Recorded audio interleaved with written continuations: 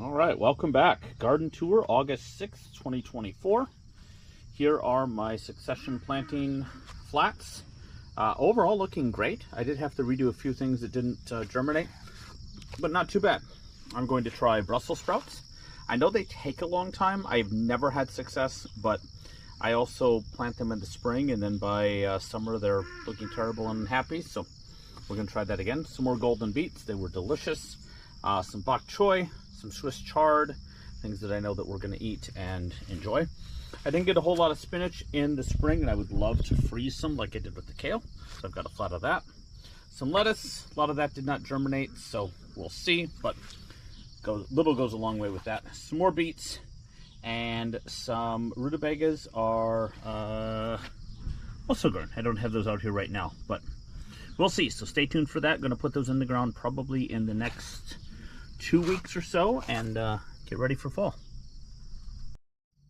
The garden itself is a study in contrasts and variations. My goodness.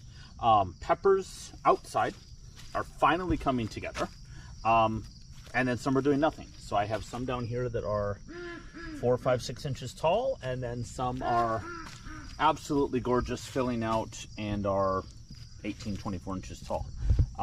Overall, they look great. I'm not sure how peppers are going to do because we really haven't had a hot spell. About 2 weeks ago, we had probably 8-10 days of good, solid, warm weather, and that was it.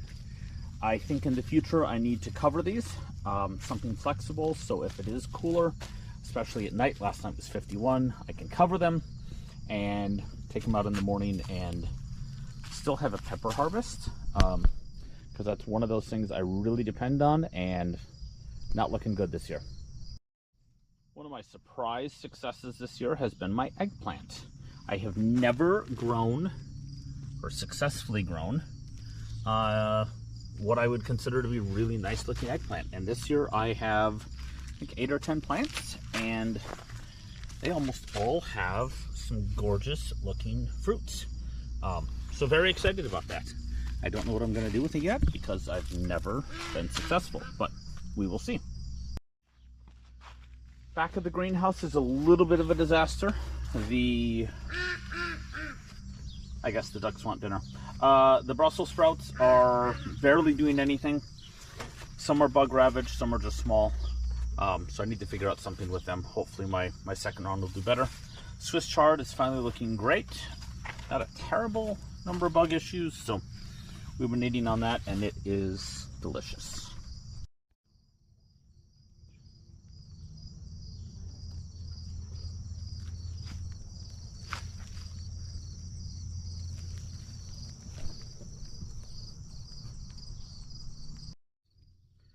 My first round of cabbages, planted way back, I believe in April maybe, are finally starting to produce heads. Yes, there's grass and weeds everywhere, but it's kind of a theme in my garden. It is not a pretty kept garden. It looks great from the street, don't get me wrong, but when you get closer you realize this is a constant work in progress. Very excited about some of these. These are, I don't know, purple red, the ones that get quite large, and they look pretty decent. I've got a few that have been a little bit decimated by bugs, but overall not looking bad at all. And some gorgeous gigantic marigolds nearby.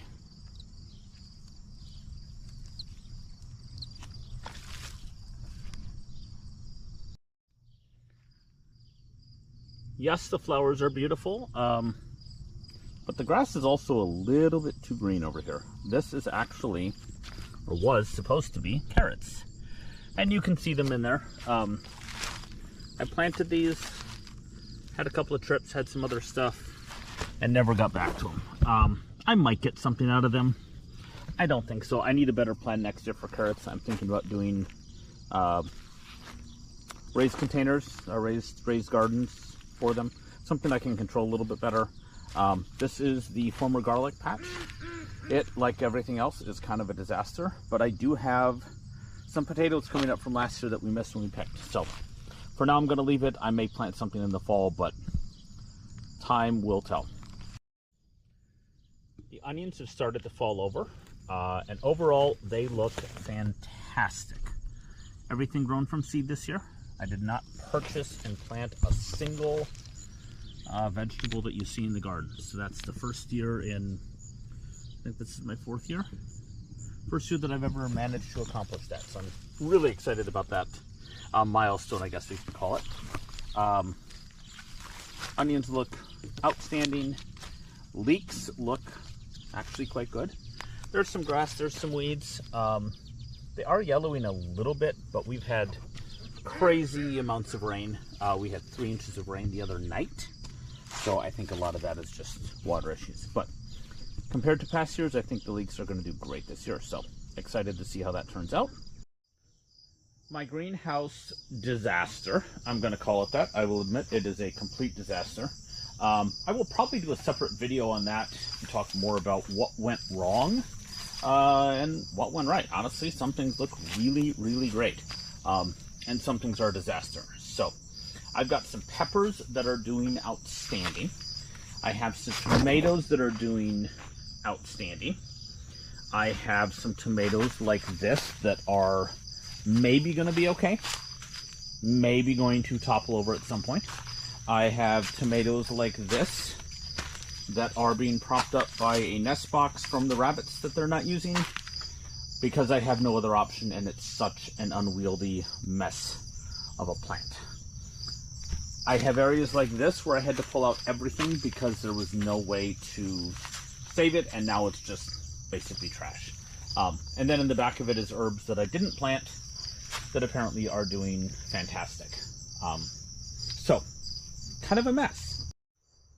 And then there's examples like this where I have a tomato that I put up on the string, and it stayed there and it didn't make a complete disaster, and it looks great. Again, this is probably going to be its own video because there's so many lessons learned from this. Things that went terribly right and things that went terribly wrong. Overall, I think peppers will be okay. I have enough of them quantity-wise that losing some doesn't make a huge difference. It's extremely frustrating to see kind of what could have been, I guess is the way to describe it. But there's a lot here. I can make do with what I have, come up with a plan, and I do have some big ideas for next year about how to make sure this doesn't become a disaster that's out of control and something that literally gets away from me and then I can't get it back. So stay tuned for that. These are my tomatillo plants. I would like to point out that I did not plant a single tomatillo plant within 50 feet of this area. This was an area I had tomatillos last year. Apparently I missed some, or a lot, and they are going crazy. I actually had a lot of plans for tomato salsas, and I've switched those to tomatillo salsas because there are just so many of them, and they look fantastic, which is kind of cool. The other cabbage area is looking great. Very little bug damage. Not a lot of heading yet, but that's okay. These are massive plants. To give you a comparison, here's my hand, and that's that leaf. And the ones over here that are even bigger, this cabbage leaf is probably, well, there's my hand. I would say probably almost 16 inches wide and probably 18 tall. So I really hope they had. I would love to at least have one area that really did what it was supposed to and learn from that. But like everything else, we'll see. Yes, the flowers are beautiful, but the grass is also a little bit too green over here. This is actually, or was supposed to be, carrots. And you can see them in there. I planted these, had a couple of trips, had some other stuff, and never got back to them. I might get something out of them. I don't think so. I need a better plan next year for carrots. I'm thinking about doing raised containers, raised gardens for them. Something I can control a little bit better. This is the former garlic patch. It, like everything else, is kind of a disaster, but I do have some potatoes coming up from last year that we missed when we picked. So for now, I'm going to leave it. I may plant something in the fall, but time will tell. The first third of my rutabagas were harvested the other morning and processed. I wish I could say I know if that video is already out yet, but I don't. I am swamped with little things to do this week, so I don't know. This may be a week behind. The rest of them look great. There's literally nothing in terms of weeds and grass underneath because the plants are absolutely so massive. Good majority of them have not split. I've got a couple that did, like this one, but then others that look great. So these will get harvested probably in the next, hopefully 5 or 6 days. Processed, chopped up, diced, blanched, and frozen. And then something else is going to go in its place. Here's another space of volunteer tomatillos. Again, fruits everywhere. Nothing that I recall was ever planted over in this section last year, so I'm not really sure where all these plants came from. But there are probably a couple hundred tomatillos on here right now. And we're only not even halfway through August, so this bodes well. Corn is also doing really well for me. I've never successfully grown corn. This got in extremely late this year, so the fact that I actually have corn stalks that look like corn, I'm going to take that as a win. If we get some corn off it, that would be great. These are all shorter season varieties, so 60 to 70 days each, so I think we have a good shot, but we'll see if the weather cooperates. Last but certainly not least, the squash. Overall looks great. But you can see with some of these smaller plants, kind of what I was talking about with the succession planting video, they are kind of done, I think. These produced maybe a half dozen, and now we've got some cooler weather and they're not doing a whole lot. These are the same fruits that have been on there since Monday, and we're now at Wednesday night. So I don't think they're bad, but they're certainly not doing what they could. So these would be good candidates for succession planting and put something back in their place that is ready to take on the fall.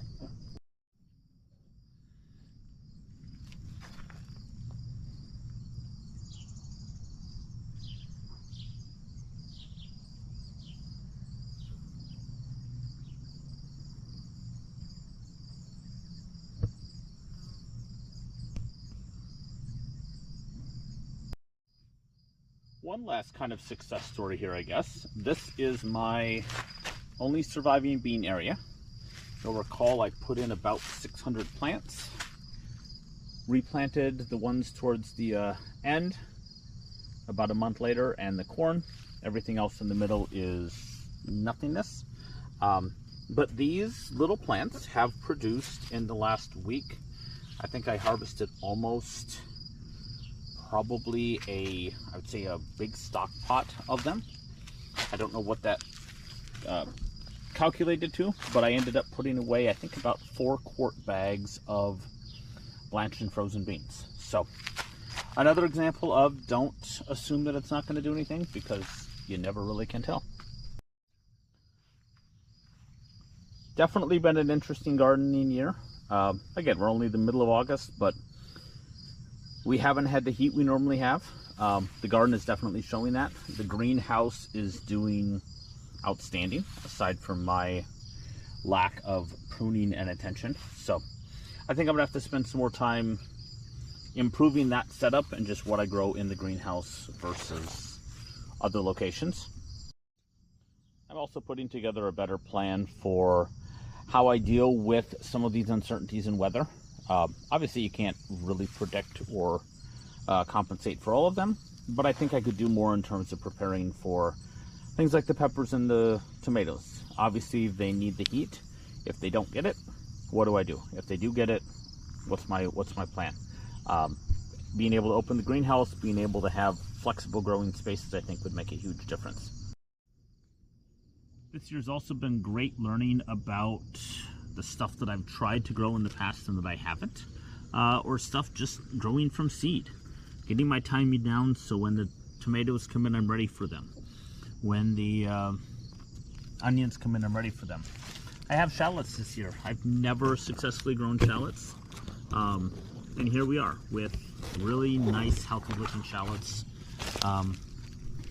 That's pretty exciting, I will admit. That's a really exciting feeling, knowing that plan or that idea actually worked.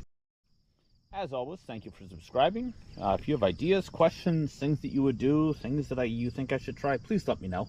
I do have a massive garden. It is admittedly a very ambitious garden, but I also like to experiment, come up with new ideas, come up with new things that I'm going to try, and make it interesting. I think that's part of what makes this homesteading, if you want to call it that, I call it that, but this homesteading thing interesting and exciting. Figuring out how to make this work, and then at the end of it, what do you have and what do you show for it? So a lot more on that to come in the upcoming weeks and months. So if you haven't already, please subscribe. And as always, thanks for watching, and see you on the next one.